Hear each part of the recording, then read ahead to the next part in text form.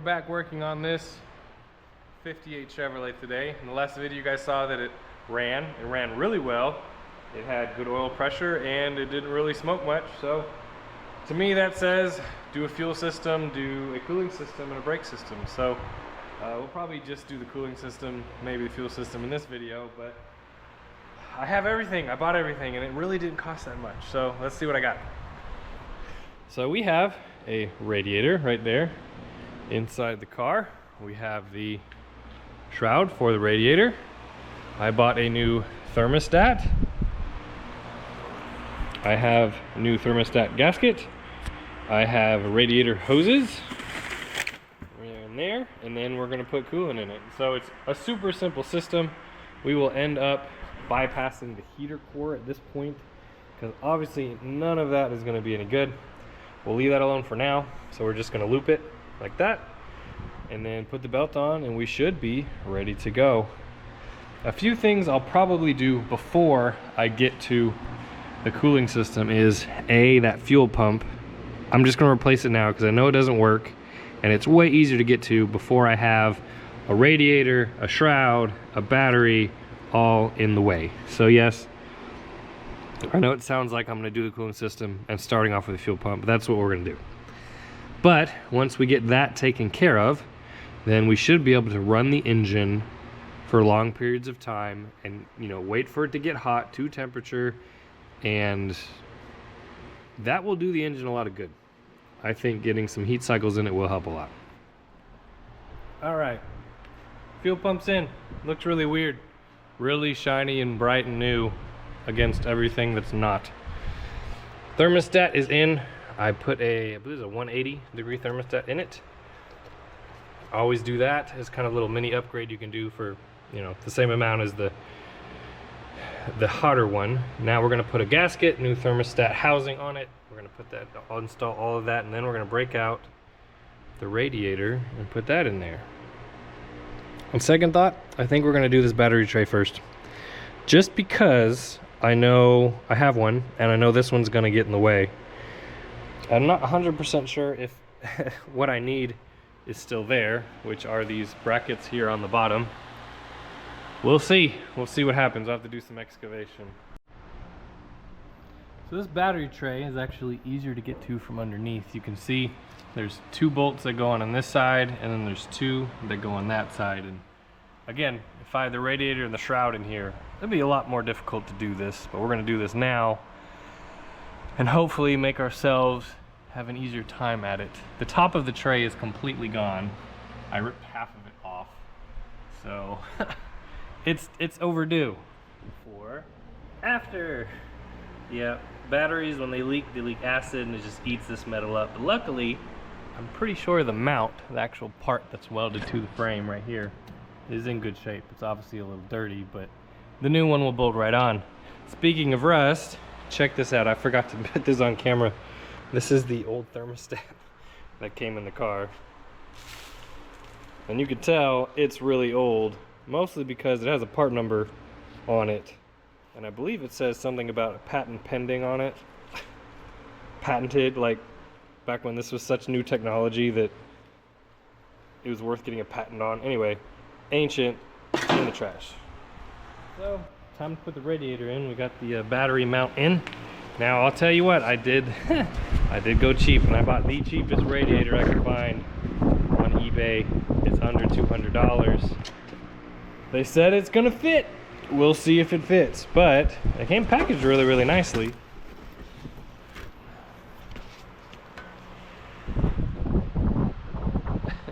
Look at this email. Wonder where that was made.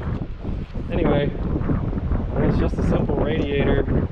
Comes with a new radiator cap, weird chain on it, but has the right bungs for the transmission, upper and lower, pretty simple thing. And we're gonna get it on and see if it fits.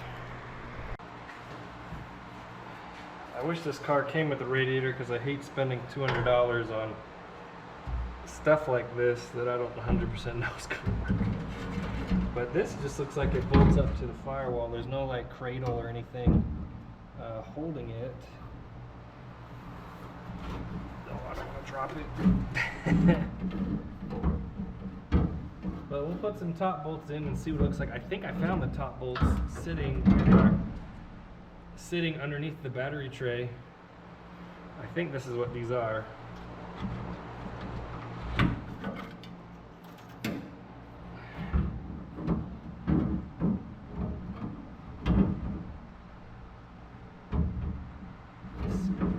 I don't think it goes like this, right? Wrong, maybe, yes, no, maybe so. Let's try this. All right, the radiator's in, and of course, you get what you pay for. So, the first thing is there really isn't enough, the core's a little too wide for this fan shroud, for the stock fan shroud. I don't have these bolts all the way tight. They could be tighter. The other thing is if you use a stock fan shroud, then the bottom bolts aren't going to line up. So you could probably shim this out and space it, and it'd work a little bit better. I might go back and do that. The other thing is the bottom neck doesn't point up. It needs to point up just a hair in order to get this radiator hose to not rub on the frame.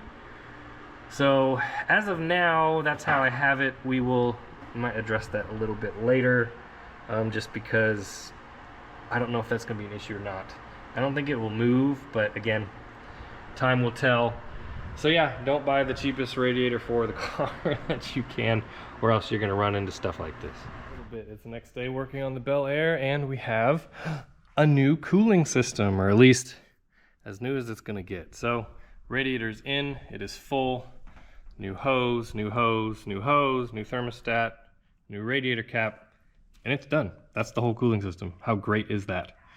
As for the fuel system, we're about halfway there. So I do plan on rebuilding this carburetor. It needs an accelerator pump for sure. But we have a new rubber line, a new fuel pump. Don't worry, I did not cut the old one. We still have it. New fuel pump. And then I have a line running underneath the car, which will go to a gas can. So what I want to do is get some heat in the engine, put it through some heat cycles, make sure we don't have head gasket issues, make sure that there's any kind of cooling system issues. I do need to put the belt back on. I will do that. The other thing is I will probably need to put some ATF in this, because it's going to be spinning and we don't want it to spin dry. So I'll put the belt on, we'll fire it up, and we'll see how it goes. All right, we have the gas line in the gas can. We're going to turn our coil on. This is almost too short.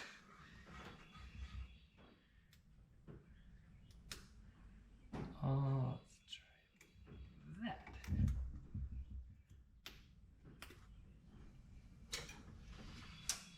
Okay, so what we want is we want the carb to fill up with gas itself.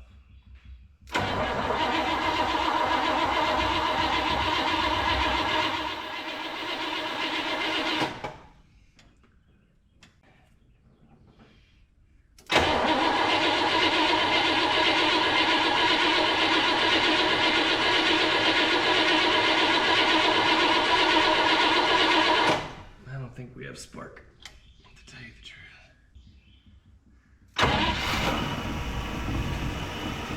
I don't think we had spark this whole time. Just fires up.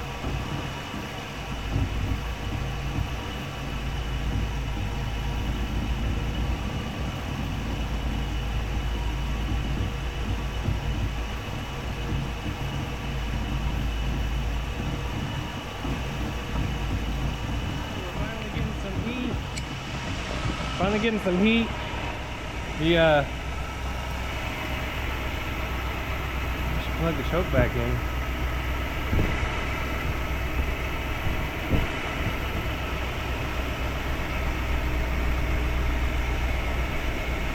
I had to fix a leak on the transmission.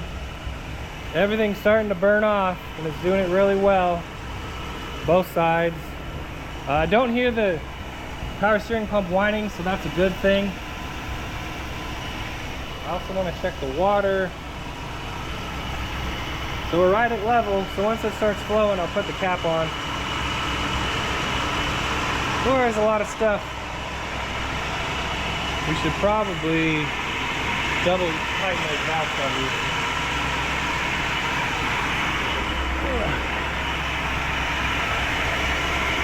It's been, oh, they're tight, that's good. It's been leaking a long time, so I'm not surprised that there's a bunch of crap everywhere.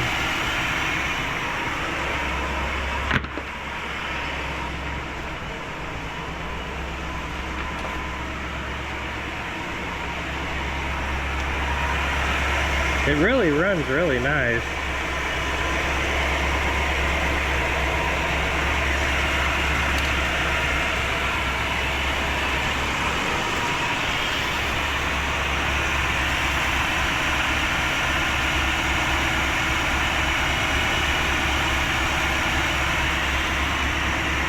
Not a tick, not anything.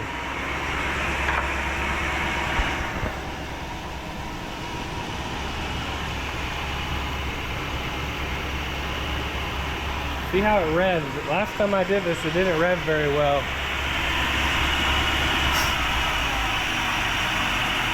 And choke kicked off. That's good. Yeah, it needs accelerator pump bad.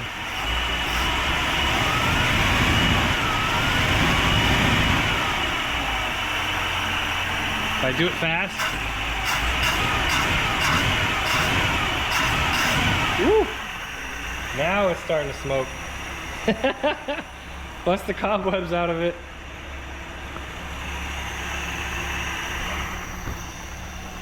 We're gonna let this sucker idle for just a little while. That's where that bolt went.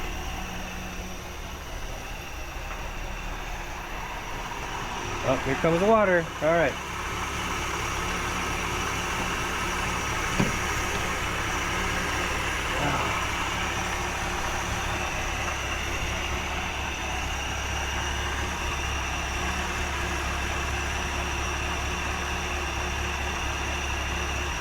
Okay, smoke on this side is drastically reduced. I don't think the carburetor is very happy after all that revving. So we're gonna have to do something with that.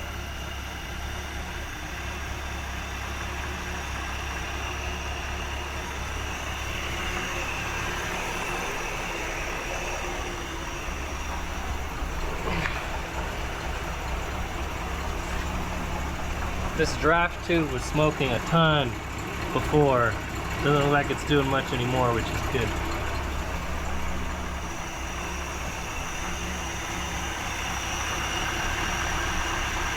Nice and quiet.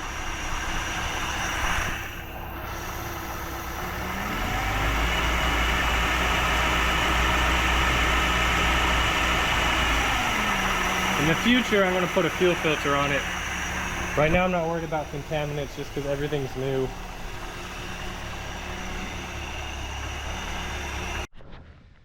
In order to finish up the fuel system, we have a sender, some fuel line, but I want to show you the crazy gas line on this car. So as you saw before, the fuel pump's on the side of the engine.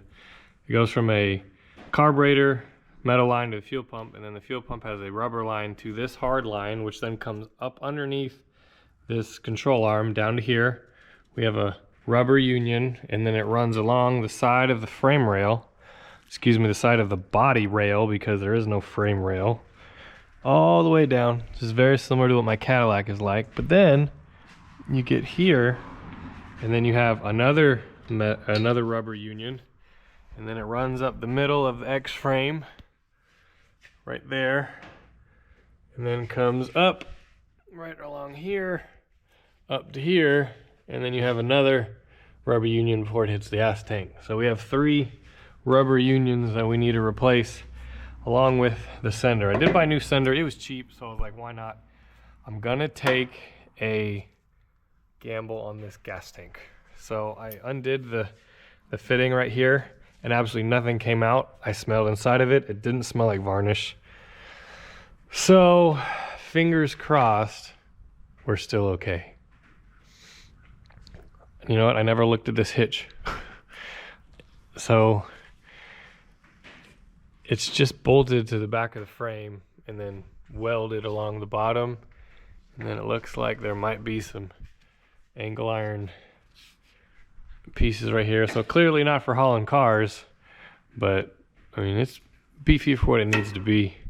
Definitely aftermarket though.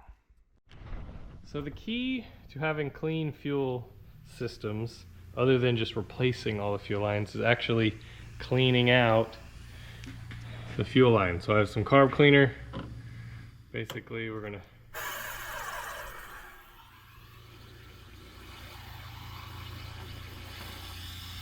see that. That's how you get most of the stuff out. Now, what you can do is after you've flushed it, put some air to it.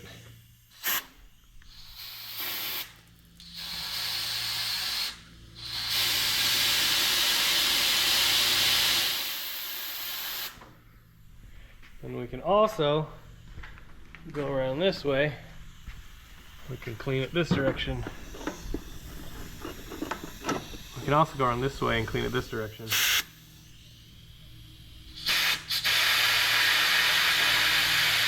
Ooh, that's stinky. That's the best way to do it. So here with this one, we fill her up as much as we can. And put some air to it.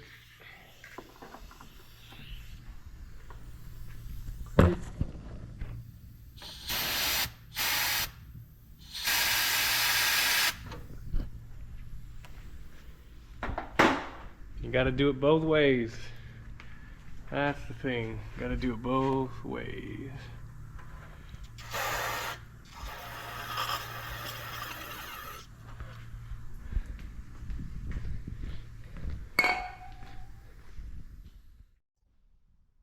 Alright, the autopsy of the gas tank is finished. So, I didn't want to do this, but I couldn't get the clutch head screws out of the sender. I was just going to leave it because when I took the drain plug out, nothing came out of the gas tank. It doesn't really smell like varnish, but I couldn't get them out. The clutch head tools that I got just stripped them out, so we ended up cutting it out. The other thing I had to do is I had to cut this silly thing out of it. It's not a locking gas cap. Of course, no key. Of course, couldn't get it out, but luckily I was able to remove it with very little damage to the actual tank. I was happy to see the top of the tank, other than that vent tube, is actually in really good shape, you know, considering how old the tank is, how old the car is. Now the sender was a different story. I had to put a slot in each one of these screws to get them out. Some were even worse, where I had to cut the heads off completely and then take them out with vice grips. But I'm glad I did it, because you know, you look at this sender, yeah, it probably still would have worked, but this would have just turned to dust inside the gas tank, and it would have just caused all kinds of problems. Even with filters, I think it would have been bad. So, got that out. I'll probably keep the float, but the rest of it will probably go in the trash. I do have a new one to put in, so we can put that in, and then we can put the tank back in the car. I do want to see inside of it and see what it looks like.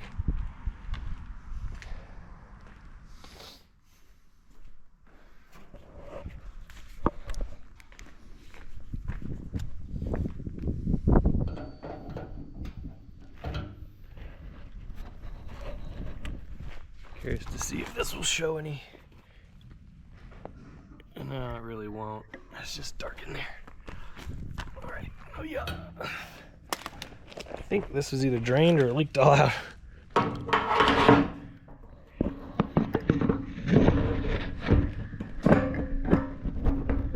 That's totally good enough for fuel.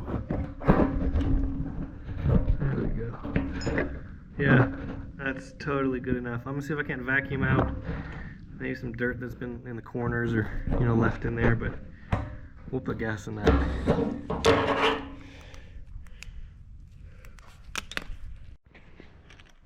All right, it is time to do brakes. I got lucky. They all came off really easily other than one, And from what I can tell, all they need are wheel cylinders. So yes, they're dirty, they're gross, but the shoes look really, really good. Obviously, we're gonna rebuild some wheel cylinders. Here on the other side, same kind of deal. Springs look good, shoes look good, drums look really good on all of them. So we're gonna clean them up as best we can, put new rubbers in the wheel cylinders and new rubber lines throughout the car and go from there. Definitely budget, but hey, if there's nothing, these are probably better than the Chinese ones you can get.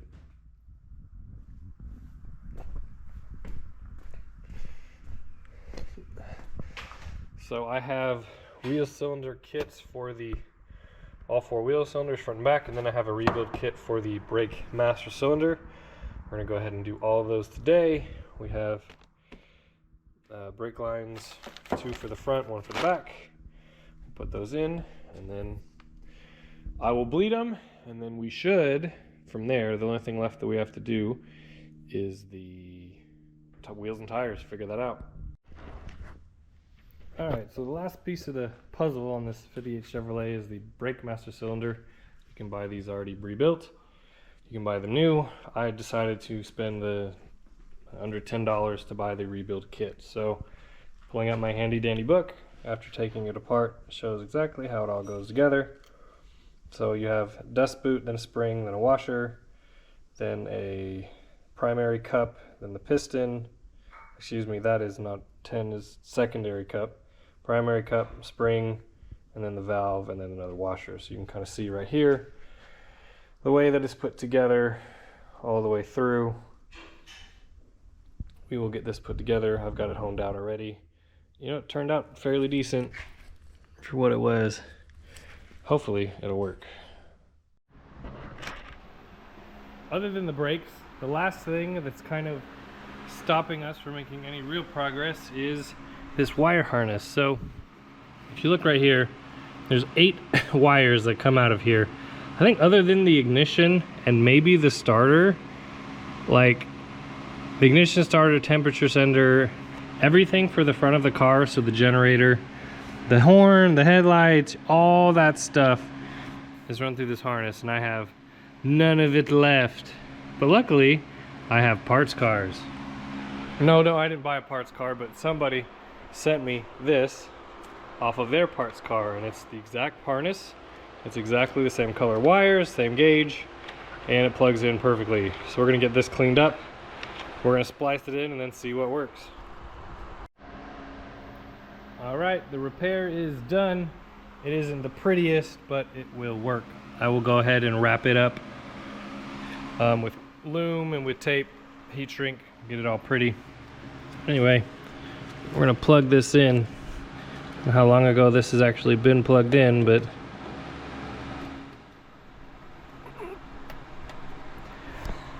now we're gonna put the battery on and hope the car doesn't burn itself to the ground. All right.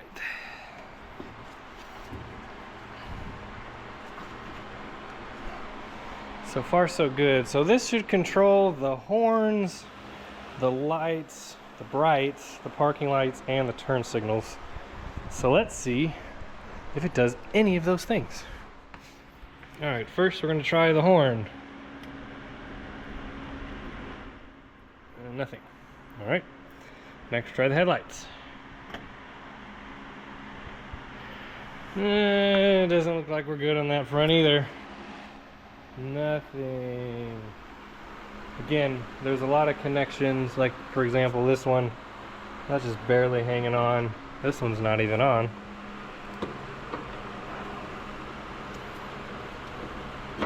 Oh, and it pushes right through. That's good. All right, let's try parking lights, maybe.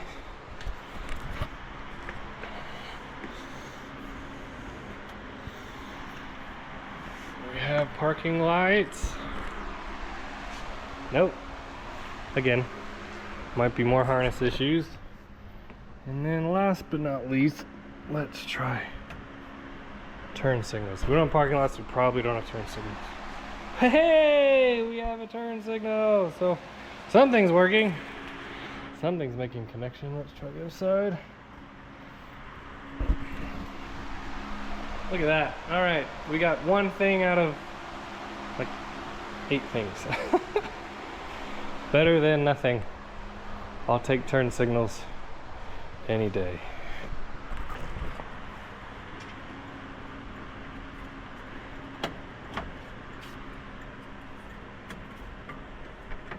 All right.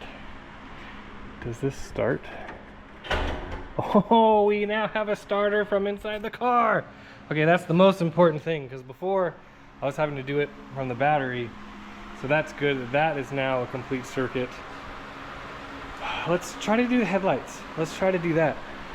They look like they're in good shape, so they should work. It's got to just be connection issues. All right, it's finally all back together. We have the brakes done, we have the tires done. These are just good rollers that I have sitting around for stuff just like this. Yes, they're too small. Yes, we will probably replace them, but the car has to deserve it. It has to take the first test drive. We have the gas tank in, we have the new sender, we have the new fuel line, we have the sender hooked up. We just need to put gas in it. But it should run and drive and stop. It should do all these things.